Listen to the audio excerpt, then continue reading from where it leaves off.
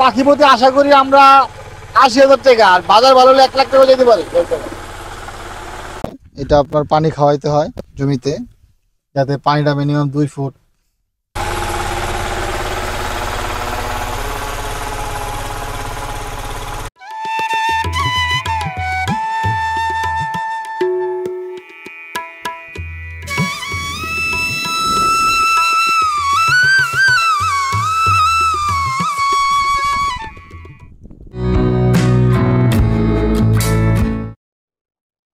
এটা আপনার পানি খাওয়াইতে হয় জমিতে, যাতে পানিটা মিনিমাম ২ ফুট নিচে যায় পানিটা, কারণ এটা ৮ মাসের ফসল, খেতে ৮ মাস ৭ মাস ৬ মাস থাকে, এর জন্য মূলত পানিটা দিতে হইতেছে খেতে।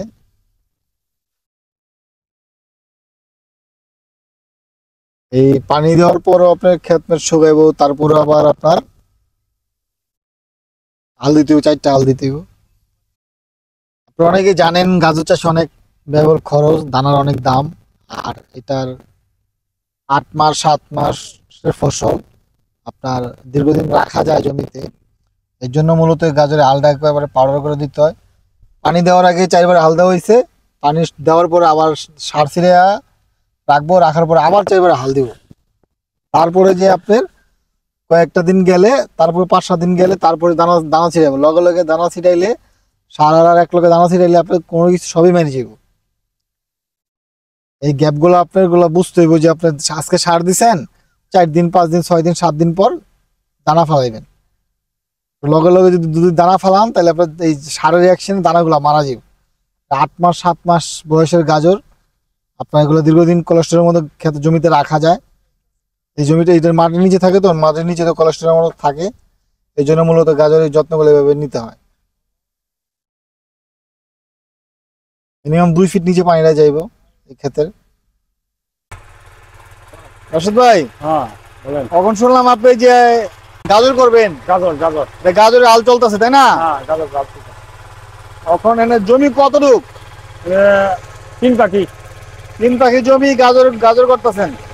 ৩ পাখি জমিতে গাজর করতে গেলে আপনার কি পরিমাণ খরচ? খরচ হইল যে ৬০,০০০ টাকা মতো দেবে। ৩ পাখি জমিতে করতে গেলে ৬০,০০০ টাকা খরচ। আর আপনার বিক্রি আইবে কেমন? বিক্রিটা বলা যাবে না। ৮০,০০০ টাকা বাকি হইতে পারে, আবার ৬০,০০০ টাকা বাকি হইতে পারে, ৭০,০০০ টাকা বাকি হইতে পারে, আবার ১,০০,০০০ টাকা বাকি হইতে পারে। এটা বলা যাবে না, এটা শিউর নাই কত যাইবে। এটা তো মনে করেন যে পরিমাণ পানি, যে পানি আমরা যতটুকু দেখছিলাম, এই পানিটা এই জমিটা সম্পূর্ণ পানিতে ডুবা ছিল। ডুবার কারণে আমার মাটির শক্তিটা বেশি আছে এখনো, তাই না? হ্যাঁ, নোনা পানি হয়েছে আপনার বিভিন্ন। এটা সবচেয়ে ভালো হবে। হ্যাঁ, এটার মধ্যে সবচেয়ে ভালো হবে এই জমির লেগে, কারণ এটা মইরা যায়। হ্যাঁ, এটা মরুভূমি না। ঠিক বলছেন আপনি। আর যদি বৃষ্টি আসে তাহলে এটা বলা যায় না। শিলাবৃষ্টি হলে তো আরো বেশি ক্ষতি হয়। হ্যাঁ, পয়সা যাইতে পারে। হ্যাঁ, তো আমি যে দেখতেছি আপনার গাজরের হালটা একটু অন্য ধরনের ভাবে দিতে হয়। হ্যাঁ, অন্য পুরো মাটিটা একবার ফিনিশিং আনতে হয়, একদম পাউডার করতে হয়। হ্যাঁ, ভালোভাবে হাল দিতে হয়। ৮টা চাষ করে ৮টা। তো মোটামুটি পাখি প্রতি আশা করি আমরা ৮০,০০০ টাকা, আর বাজার ভালো হলে ১,০০,০০০ টাকা যেতে পারে। এটা কোনো সার? হ্যাঁ, কি কি দিচ্ছেন সারটার এখানে? সার দিচ্ছি পটাশ, হ্যাঁ, সাদা, কালা, কালা। ৩টা ৭ গাঁটি সার গেছে। ৭ বস্তা সার দিচ্ছেন। আর আমি যতটুকু জানি যে গাজরের করার পরে দানা ফালানোর আগে সার মার যা দেওয়ার কাম একেবারে দিতে হয় আগে, একবারই পরবর্তীতে আর কিছু দেওয়া যায় না, যায় হালকা, একেবারেই হালকা। ওটা ধরা যায় না আর কি, হালকা। আমরা যদি আবার শাক পাতার মতো আপনার সার যদি ছিটাই, তাহলে গাজরটা পচে যাইবো গা। পয়সা যাবে, অনেক কৃষক ভাই এই জিনিসটা ভুল করে। ভুল করে। তা আপনি মূলত কইতে চাইতেছেন যে যে যারা গাজর চাষাবাদ করবেন, যারা উদ্যোক্তা হইবেন, গাজর লাগাবেন, যা দেওয়ার কাম পানি টানি একেবারে সার মার যা দিবেন আগে দিবেন, আগেই মানে সার গাছ জ্বালায় গেছে, এরপর আর দেওয়া যাবো না, কিছু যাইব হালকা হালকা দেওয়া যাবো। যে মোটামুটি এক পাখি খেতে কতটুকু সার দেওয়া যাব? বোনার পরে বোনার পরে পাখিতে মানে 10 কেজি, এক পাখিতে 10 কেজি। আচ্ছা, আর 20 লাগবে একটু হালকা। আর আমি তো যতটুকু জানি আপনার গাজরটা যখন জোয়া জায়গা, গাজরটা দীর্ঘদিন রাখার জন্য পানি দিতে হয়। পানি দিতে ওটা খরায়, মাটি যদি খরায় যায়, মাটি হ্যাঁ। শুকিয়ে যায়, তাইলে আর নাহলে ওই যে রাখালে পচার, যাতে যদি না পচে, ওটা পচার বিষ আছে, হুম। পচার বিষ মারতে হয়। মোটামুটি আল্লাহর রহমতে আপনি আরো তো অন্য এর আগে আপনি বেলকপি ক্ষেত করছেন, ওখানে আমরা গেছিলাম, বেলকপির একটা করছে, আবার আরেকটু ক্ষেত লইছেন নাকি ফুলকপি করবেন। ফুলকপি মাশাআল্লাহ খারাপ হইব না এই জমিতে, বেশ ভালোই। মাটির রঙও তো অনেক সুন্দর। হ্যাঁ, মাটির রং সুন্দর। এই যে আপনার পিছনে যে জমিটা সাদা হয়ে, এটাতে কি লাগাইছেন? এটা গাজর। এটা তো গাজর দিছেন। এখানে তো মোটামুটি জমি আছে প্রায় 1 বিঘা। 1 বিঘার বেশি আছেন। 1 বিঘা 35% জমি আছে জানি।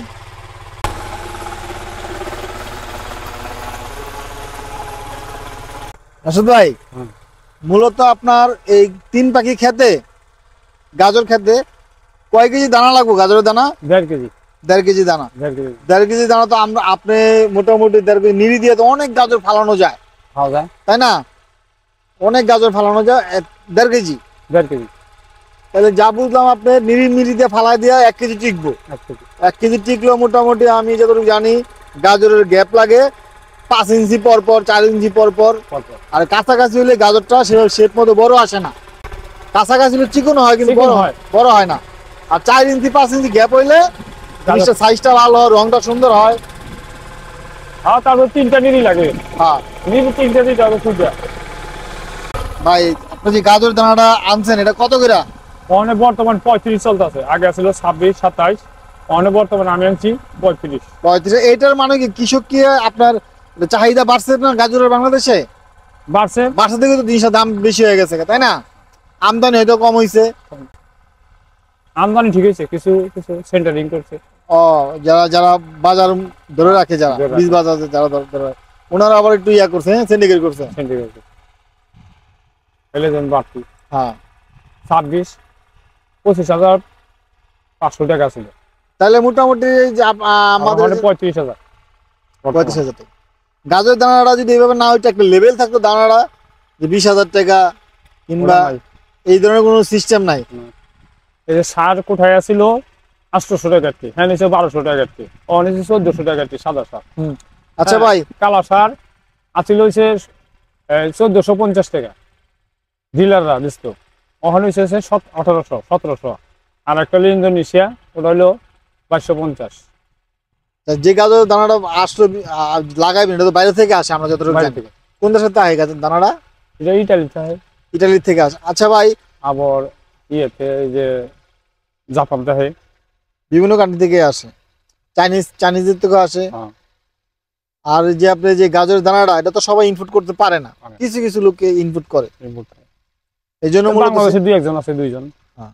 চাষ করতে হয়। নিচের পক্ষে 8টার নিচে হবে না। 8টার নিচে হবে না, যেমন পাউডারই করতে পারবো না। 8টার নিচে হাল দিলে মনে হয় 4টে দিছে আগে, হ্যাঁ, এই ওখানে আবার 4টে দিব। তারপরে যেটা পজিশন হবে যে ক্ষেতটা গোছানোর মতোই অনেক গভীর করতে হয়। গভীর করতে হয়। 6 ইঞ্চি 7 ইঞ্চি, মোটামুটি 7 ইঞ্চি নিচে যেতে হয়। মানে 6 থেকে 7 ইঞ্চি নিচে যাইতে হয়। হ্যাঁ। আর এই যে মাইপে আমরা দেখেন। যতটুকু জানি যে ভাই, এই যে মাইপে দেখতে পারেন, অসুবিধা নাই। হ্যাঁ, মাইপে দেখতে পারেন, অসুবিধা নেই। কতখানি গভীর হয় এই যে সেন।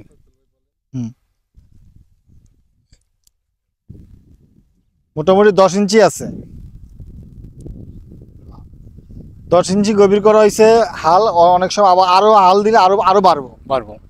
এখন মোটামুটি আরো 3টা হাল বাকি আছে। মোটামুটি 1 ফুটের মতো গভীর হইবে এটা, এই জমিটা। এই জমিতে আপনি এই ফার্স্ট টাইমই তো গাজর চাষ করতেছেন? হ্যাঁ, ফার্স্ট টাইম।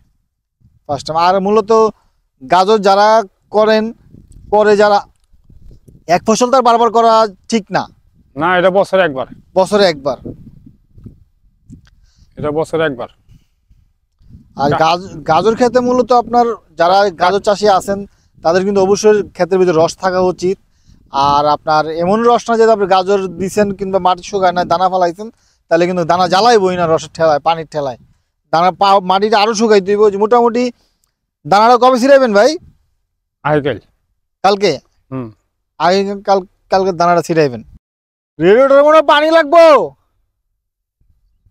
আইকাল ছিটামো, আবার আশ্রা টানানো লাগবো, আবার মই দেন লাগবো। 20টা আশ্রা নাম দিতে হবে খেতে। 2 ফিট আশ্রয় দেন লাগবো। আপনারা গাজরের বীজ যখন রোপণ করবেন তার পূর্বে আপনারা গাজরের বীজগুলো পানিতে কমপক্ষে 10 থেকে 12 ঘন্টা ভিজিয়ে নেবেন। জমিতে রোপণ করবেন তখন কিন্তু আপনারা বীজের সাথে বালি ভালোভাবে মিশিয়ে নিতে হবে। গাজরের বীজ ছিটানোর পরে আপনারা এভাবে মই দিয়ে পুরা জমিটাকে সমান্তরাল করে নেবেন, কারণ এতে জমির নিড়ানি এবং অতিরিক্ত বৃষ্টির পানি নিষ্কাশনের জন্য খুবই উপকারী একটি পন্থা। তো দর্শক, মই দেওয়ার পরে আপনারা পুরা জমিটাকে এইভাবে কলার গাছ দিয়ে একটি রোল বানাবেন এবং এই রোল দিয়ে পুরা জমিটাকে সুন্দরভাবে রোলিং করবেন যেন প্রতিটি বীজ মাটির নিচে থাকে। এভাবে কলা গাছ দিয়ে রোলিং করলে আপনারা বীজ কিন্তু মাটির উপরে ভেসে থাকবে না এবং মাটির নিচে থাকবে। এখানে প্রায় 80% বীজ কিন্তু আপনার অঙ্কুরোদম হবে। তো দর্শক, আজকে এখানেই শেষ করছি। আবারও দেখা হবে নতুন কোনো ভিডিও নিয়ে আপনাদের সাথে। সে অবধি আপনারা সবাই ভালো থাকবেন। আল্লাহ হাফেজ।